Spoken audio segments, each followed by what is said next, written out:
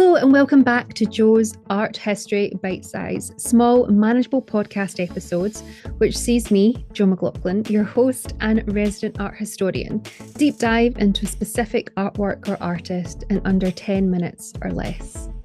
This week, we're looking at one of Scotland's most beloved and well-known paintings, called The Skating Minister by Sir Henry Raeburn. Let's get started. For those of you that may not know, Henry Raeburn is probably one of Scotland's most celebrated painters, and he's exceptionally popular and successful due to his ability to capture his sitter's likeness. He was best known as a portrait painter, although he originally trained as a goldsmith. He spent a little bit of time in London where he met the portrait painter Joshua Reynolds, and it's said that Joshua had a great impact on Raeburn as a painter. He then spent a little bit of time in Italy before returning to Edinburgh in 1787, where he began painting portraits for the rich, famous, and well-known of the day. He was exceptionally popular and arguably one of Britain's best-loved portrait artists, and he was even appointed portrait painter to King George IV in Scotland. Over his 50-year career, Raeburn is said to have painted more than 1,000 paintings. And the work that we're talking about today, The Skating Minister, is arguably Raeburn's best known, although it has not always been so. So the portrait that we're going to be looking at in depth today is known, and it's abbreviated term, as The Skating Minister, but its actual full title is The Reverend Robert Walker Skating on Dunstan Loch. And it's an oil painting that now hangs in the National Gallery in Edinburgh, and it's believed to have been commissioned by the Reverend himself. And it's well documented that Raeburn and Walker were very good friends. And when the minister Robert Walker died, who is the sitter, the subject for this painting, he had a whole load of executors and directors for his will, and he named Henry Raeburn, the Scottish painter, as one of them. So I think it would be interesting to learn a little bit about who Robert Walker was. So as I said, Reverend Robert Walker, he was an exceptionally interesting man. His father was actually a minister before him, and they were stationed in Rotterdam, meaning that Robert actually grew up in the Netherlands. It's probably where Robert learned how to skate. And it's argued that how Raeburn approached the background of the painting, this very sort of loose, foggy background on a very cold Scottish morning one winter, is actually attributed to the Dutch 17th century artworks. And speaking of commissions, there isn't actually a specific date that we know when this work was painted, but it's round about 1795. So when Robert Walker became an adult, Walker decided to follow in his father's footsteps and became a minister in 1770. He was licensed by the Presbytery of Edinburgh, and throughout his career, he sort of rapidly moved up the ladder and was appointed the parish minister of the Canongate Kirk by George III. And this was an exceptionally prestigious post because it entitled Robert and his family to live in the Palace of Holyrood, which is the official royal family's residence when they're in Scotland. This was way before Queen Victoria came and purchased Balmoral, even though they still have Balmoral Castle up in the Scottish Highlands. Balmoral is very much their holiday home, but their official residence is Holyrood Palace, which is at the end of the Royal Mile in Edinburgh. Now, Robert Walker not only had an exceptionally fascinating and brilliant career as a senior minister in Scotland, but he took part in a number of clubs and societies in Edinburgh, and he was actually a member of the Edinburgh Skating Society, and it's believed to be the first of its kind in the world. And what the group used to do is meet in either Loch End Loch or meet on Dunstan Loch, which is where this painting is set. Now, this is an exceptionally unusual painting for lots of reasons, but mainly because it shows the Reverend skating, and it shows him in a moment of movement, and he's sort of kicking his leg back with great ease. So it's showing an exceptionally difficult skill that the Reverend himself has mastered. And it's essentially meant to sort of show the Reverend as this highly educated, skillful gentleman. And it also says something that Raeburn, who, as I've said, was one of Britain's most sought after portrait artists at the time, accepted and took this commission from his friend, the minister. It says a lot about, I'm absolutely certain that the minister paid the artist, but it's just interesting that it's not a landed gentry or someone of exceptional wealth through trading. It's a Scottish minister, but again, very high up in the ministers of Scotland. And what's really beautiful about this painting, as I've mentioned very briefly, the background is exceptionally atmospheric. You have these very sort of foggy, glorious skies, which almost disappear into nothing, and really the minister is the sole focus. He's completely in the foreground. He wears his minister's robes, which is all black with a little sort of white cravat and a hat. And what I love is when you look at the skates, they're actually tied on to his normal shoes, which was exceptionally common in these days.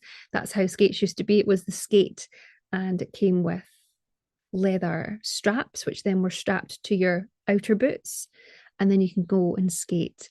A wonderful detail, and here's where I would love you to really look up this painting, is that if you were to look at the ice that the minister is skating on, what Raeburn has done is to show that it's been skated over. So you can see these skate marks and indents where skates have come before the minister has skated. And it's believed that in order to do that, that Raeburn used the opposite end of a paintbrush, where he would run his end of the paintbrush through the wet paint just to make sure these marks were as realistic as possible.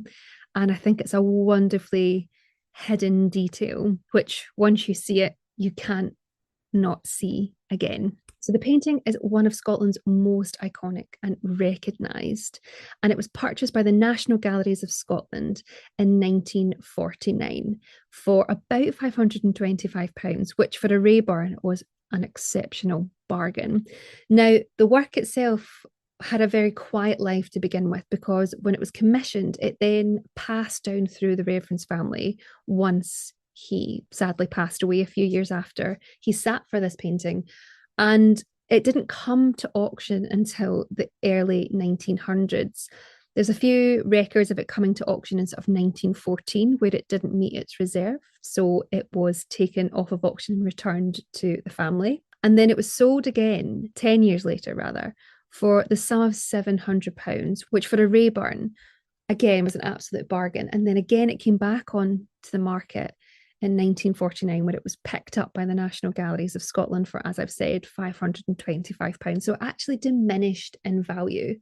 Now, the work itself has become one of Scotland's best known works. It's on tote bags. It's kind of the work that when you come into the National Galleries of Scotland in Edinburgh, there's a separate sign saying the Reverend is this way, or these are the iconic works in the collection. Here's where you can find it. It's on tote bags, coasters, fridge magnets, you name it, it's on there. And it's even done a little bit of a world tour. It's been to Madrid in the Prado, and it's even been sent down to London to be part of a Raeburn exhibition, which happened in sort of mid to late 1990s. And that's also said to have helped up its awareness, as the National Gallery used this image as their lead image for their marketing campaign back in 1997 when they had their Raeburn retrospective. But the work has had a very recent controversy.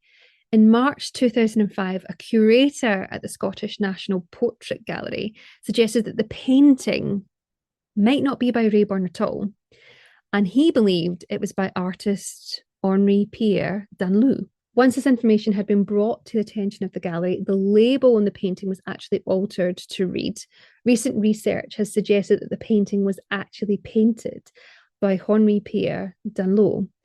Now, despite the surrounding controversy, the skating minister was actually sent to New York City in 2005 to be exhibited in Christie's auction house for Tartan Day, which is an important Scottish celebration. It happens on the 6th of April, and essentially it's an excuse to get your tartan on. To be perfectly honest with you, as a Scottish person, I have never marked this. I think it's for expats and people in the States who love to say that they're 1/17th Scottish. And if you are, fabulous, but we don't keep it over in Scotland. Anyway, exhibited in Christie's in New York for Tartan Day, and James Holloway, who was the director of the National Portrait Gallery in Scotland, told the Scotsman newspaper that, and quote, his gut reaction was that it was a Raeburn. And it's now largely suggested that the work itself is in fact a Raeburn, and everyone's calmed down a little bit about it. Now, not only is this painting incredibly iconic within Scotland, it continues to inspire artists to present day. A few years ago, the British pop band Clean Bandit used the idea of the skating minister, or the stance of the skating minister, to inspire the character for their music video for the song Dust Clears.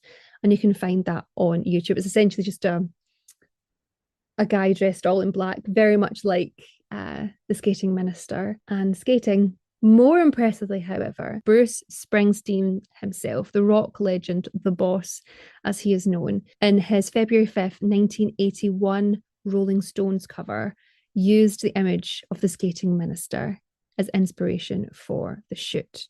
And you can find what that looks like on my Instagram page. You have been listening to Jo's Art History Podcast Bite Size, small, manageable episodes which sees me, Jo McLaughlin, your resident host and art historian, deep dive into a specific artwork or artist in 10 minutes or less. If you have enjoyed this episode, please make sure to like, rate and subscribe, as it helps other listeners find us. If you want to support the podcast, why not leave us a review or tell someone you know who may enjoy listening all about it. If you would like to support the future of the podcast, please consider purchasing and gifting me a book from my Amazon wishlist included in the show notes below. If you would like to get in touch, please feel free to do so. It'd be lovely to hear from you. You can email me, joesarthistory@gmail.com, or you can find me via Instagram, which is @joesarthistory, or you can search for my name, Jo McLaughlin, and you'll find me that way too. Finally, I've been your host and your resident art historian, Jo McLaughlin, and thank you so much for listening. Keep learning, and remember, art is for all, even in bite-sized editions. See you next time. Bye.